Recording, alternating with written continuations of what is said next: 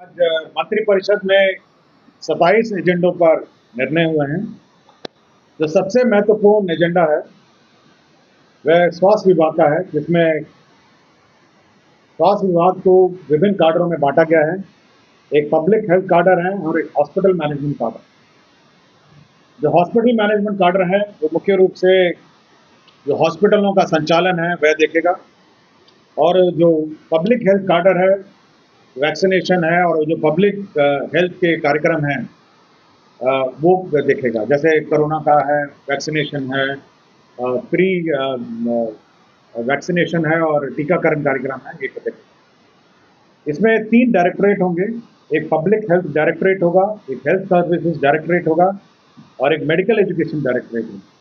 तो जो स्वास्थ्य शिक्षा है उसका अलग डायरेक्टरेट होगा, हेल्थ सर्विसेज का डायरेक्टरेट होगा जिसमें हॉस्पिटलों का संचालन होगा, और पब्लिक हेल्थ डायरेक्टरेट है जिसमें बीमार पड़ने ना पड़े उसके लिए जो कार्यक्रम हो आयोजित करेंगे, जैसे टीकाकरण है, स्प्रे है, या मच्छरों का जो स्प्रे, जो कार्यक्रम है जो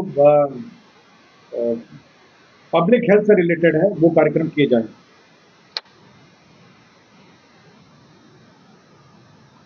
नगर विकास विभाग का जो प्रस्ताव था, केंद्र प्रायोजित अटल नवीकरण शहरी परिवर्तन मिशन है अमृत 2.0। इसके अंतर्गत मोतिहारी सीवरेज नेटवर्क परियोजना 399 करोड़ 27 लाख 28 हजार की योजना स्वीकृत हुई है। नगर विकास का ही एक प्रस्ताव था, केंद्र प्रायोजित अटल नवीकरण और शहरी परिवर्तन मिशन अमृत 2.0। इसके अंतर्गत बक्सर जल आपूर्ति परियोजना, इसकी कुल राशि 156 करोड़ 1 लाख 32 हजार रुपये है। बिहार विद्यालय परीक्षा समिति में जो संबद्ध हमारे माध्यमिक विद्यालय हैं, ये करीब 626 स्कूल थे जो मानक पूर्ण नहीं करने के कारण इनका कोड जो है सस्पेंडेड था। तो राज्य सरकार ने मोहलत देते हुए 1 साल और इसको एक्सटेंड करने का निर्णय लिया है। 626 माध्यमिक विद्यालय हैं जो 31/3/2026 तक ये कोड अब एक्टिवेट हो जाएगा, और इसी बीच उनको अपने मानक को पूर्ण करना होगा।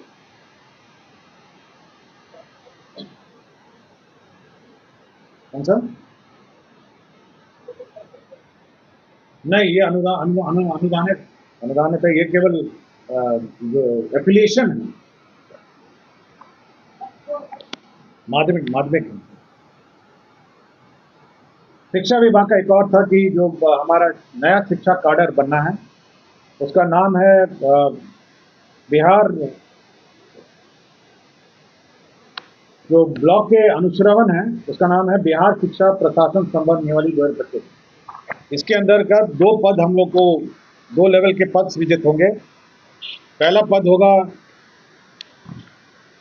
सहायक शिक्षा विकास पदाधिकारी और दूसरा होगा शिक्षा विकास पदाधिकारी।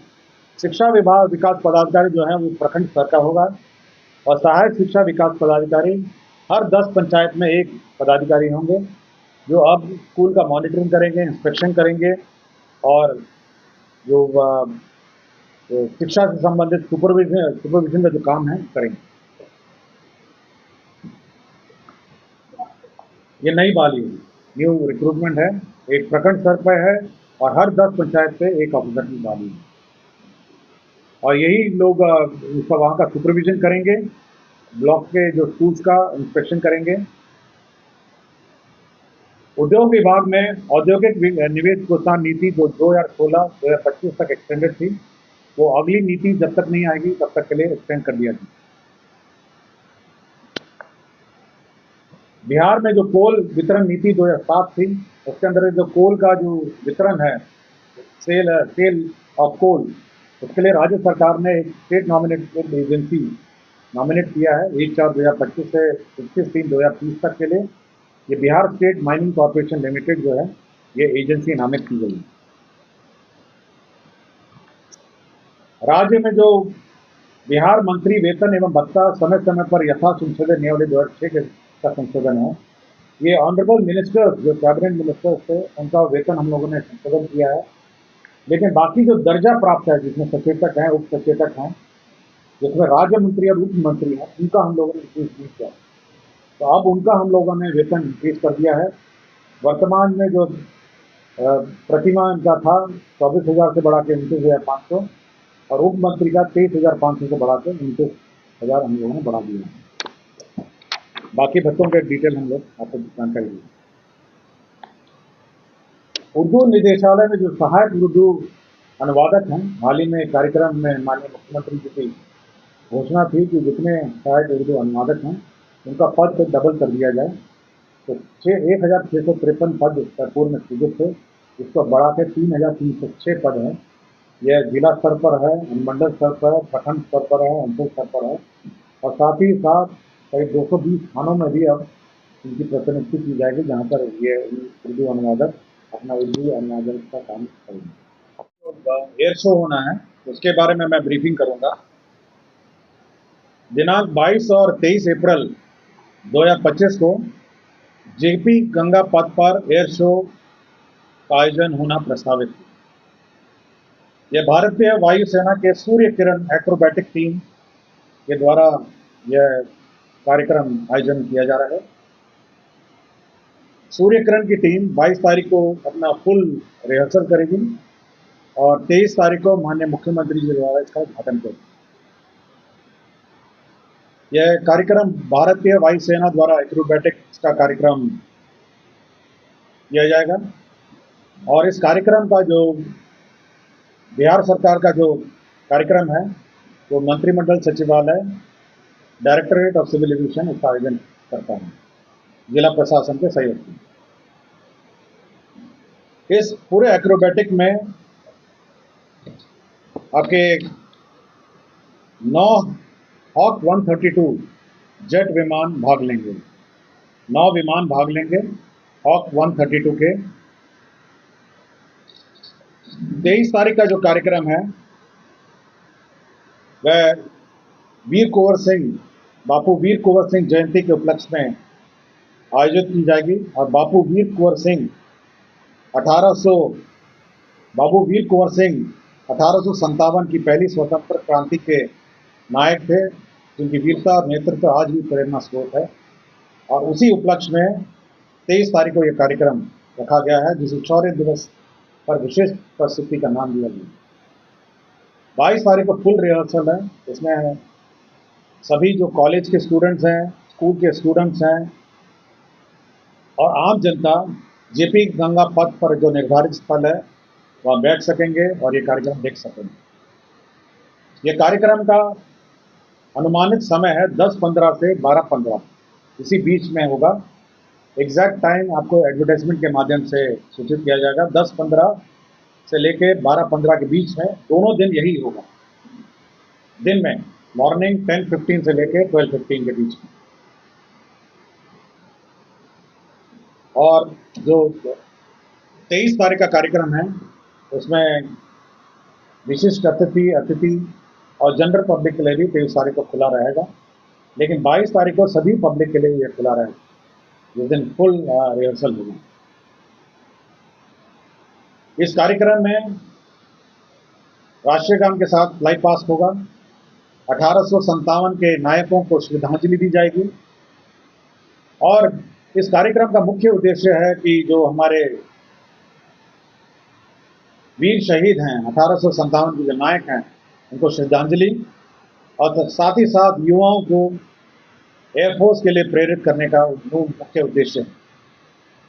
यदि किसी को कुछ पूछना हो तो मुझसे पूछ सकते हैं आपके बारे में।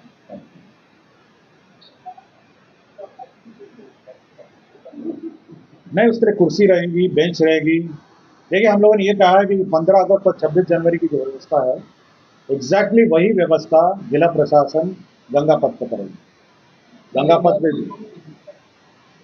हाँ, air show full rehearsal air show 22 तारीख को होगा और 23 तारीख को फॉर्मल एयर शो होगा, जो सेम होगा, बेसिकली सेम ही रहेगा।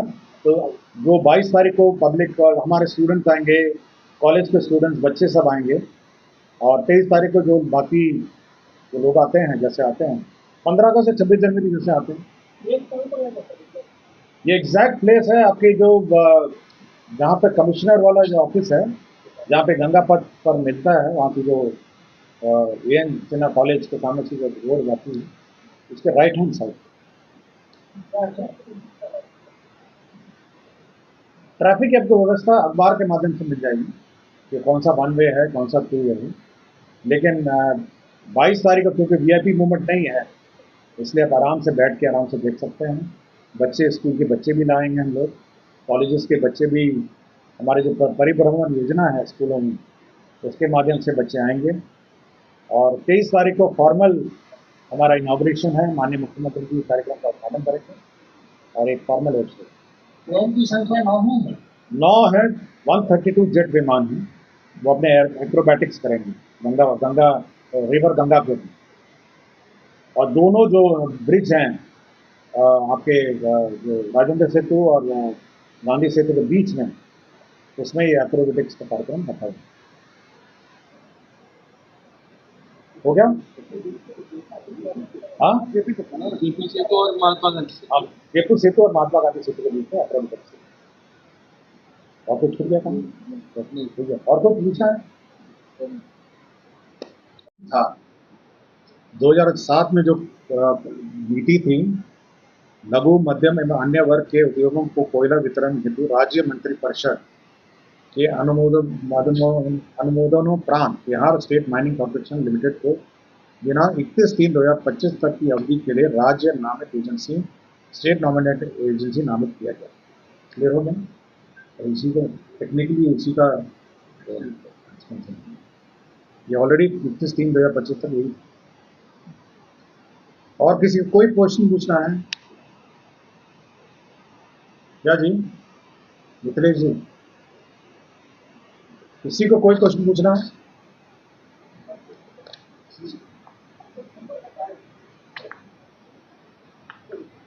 देखिए, हम ना प्रायोरिटी, हम पहले योजना जो मेजर पॉलिसी डिसीजन कर लेते हैं। नहीं, वो फिर भी वो कॉम्प्लिकेटेड हो जाए ना।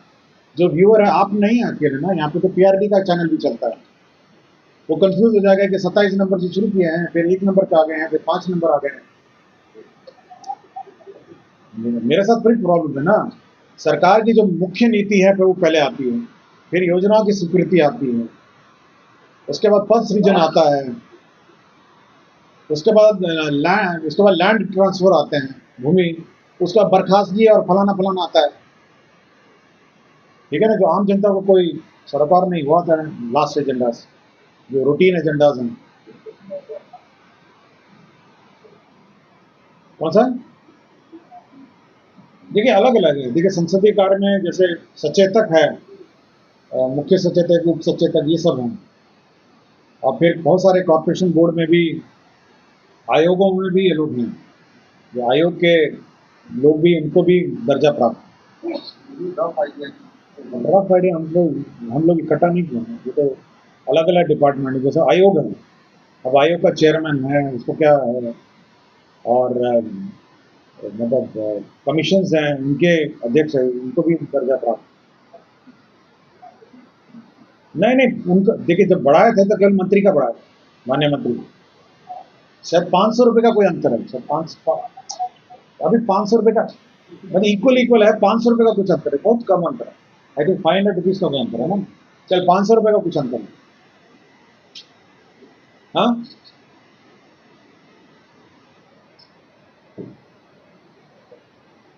नहीं, मतलब ये मिनिस्टर का नहीं है, मिनिस्टर के, कैबिनेट मिनिस्टर के अलावा जो बाकी लोग हैं उनका है, राज्य मंत्री और उप मंत्री का।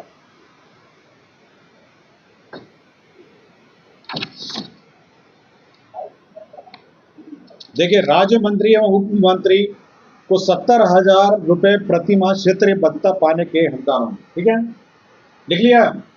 70,000 क्षेत्रीय भत्ता। क्लियर हो गया आपको?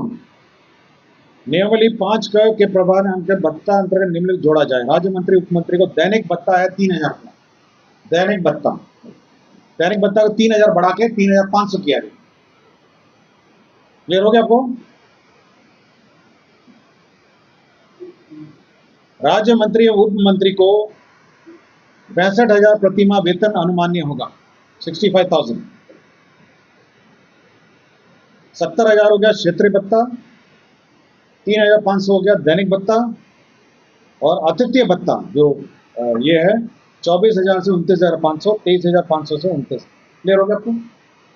चारों क्लियर हो गया जी? पढ़ दूं? मतलब राज्य मंत्री उपमंत्री को 65,000 प्रतिमाह वेतन अनुमान्य होगा। राज्य मंत्री उपमंत्री को 70,000 प्रतिमाह क्षेत्रीय भत्ता होगा। राज्य मंत्री उपमंत्री को दैनिक भत्ता 3,500 होगा। और जो आतिथ्य भत्ता है, मैंने आतिथ्य भत्ता पढ़ दिया ब्रीफिंग में, 24,000 से लेकर 29,500, 23,500 से लेकर 29। क्लियर हो गया आपको? ये सारे मास्टर के है भाई, ऑल मंथली है। देखिए सुमन जी यहाँ बैठे हुए हैं, सुमन जी आपको जान देंगे, यही है ना चार बोलिए।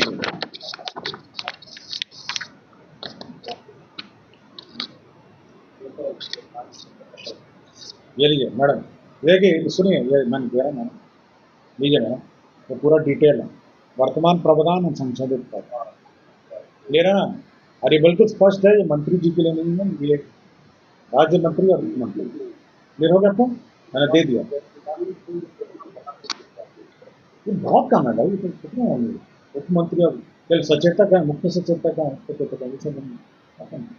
बहुत ही कम है, बहुत ही कम होंगे। मतलब हमको लगता है 100 भी नहीं है। तो आधा तक सैलरी उसमें है सैलरी जोड़ दी, सब जोड़ दी। और कुछ पूछना है? मैं इतना बार पूछता हूँ, उसके बाद भी फोन ब्लॉक करते हैं। हाँ क्या हुआ? तो घर पे करेंगे, दिखेगा, बोलेगा रांची में बैठा हो तो थोड़ा बता।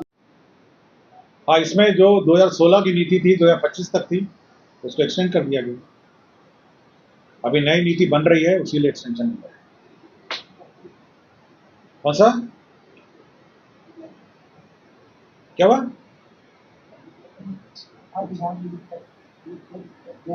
दो पद है, एडवाइजर का पद बनाया गया है।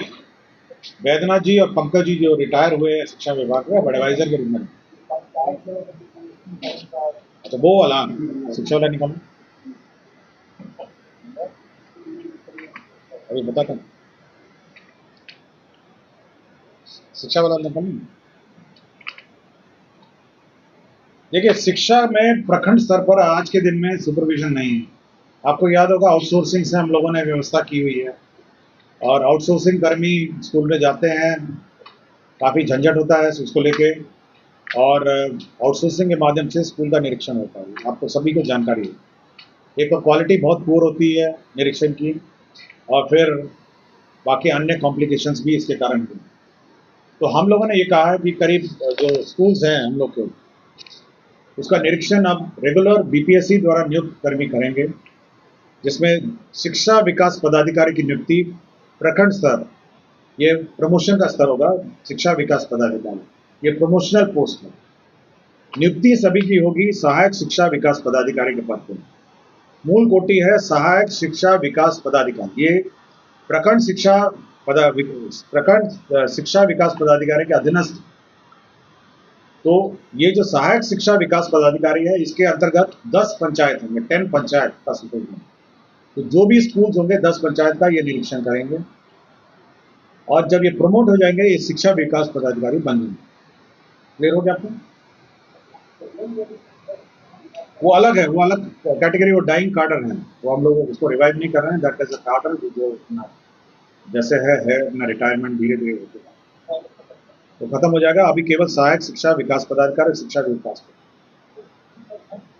देखिए 534 भाई, हर ब्लॉक में शिक्षा विकास पदाधिकारी होगा।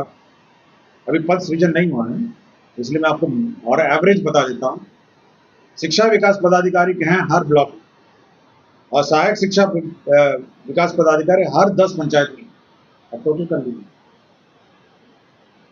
शिक्षा विकास पदाधिकारी नहीं, बस दो ही लेवल का बना, 2 ही लेवल। कौन? इसका है ना भाई, आपके जो सरकार का प्रक्रम है कि कितने साल बाद प्रमोशन आना है, वही है। लेकिन अभी तो खाली रहेगा, जब तक प्रमोशन नहीं होगा सहायक शिक्षा विकास पदाधिकारी न रहेंगे।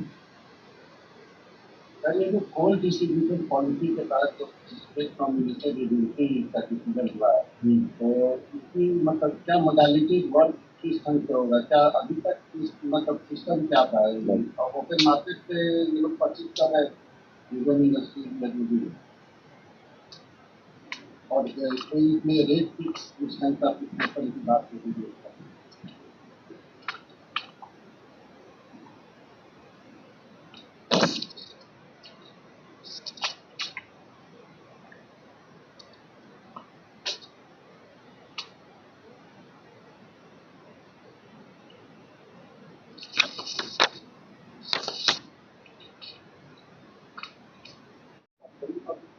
आपका प्रेस के लिए तो अलग है, आप तो वैसे भी प्रेस गैलरी में बैठेंगे।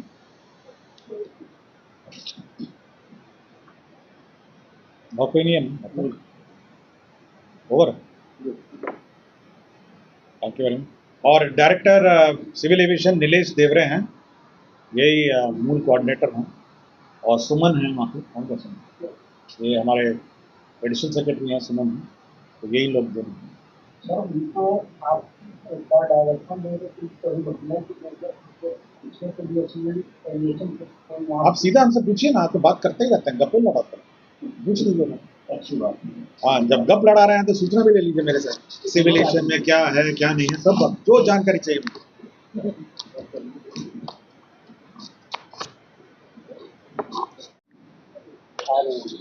बुलाइए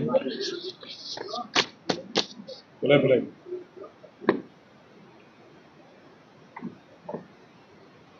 आज दो प्रेस कॉन्फ्रेंस हैं। पहला प्रेस कॉन्फ्रेंस है कि कैबिनेट में, तो कैबिनेट नहीं है। दूसरा है कि बिहार में एयर शो होना है, एयर शो। इसका भी वायुसेना का जो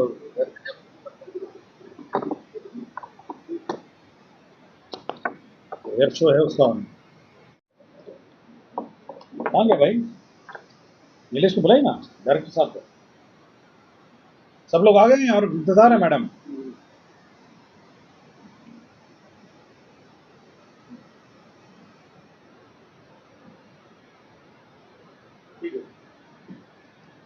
आ गए।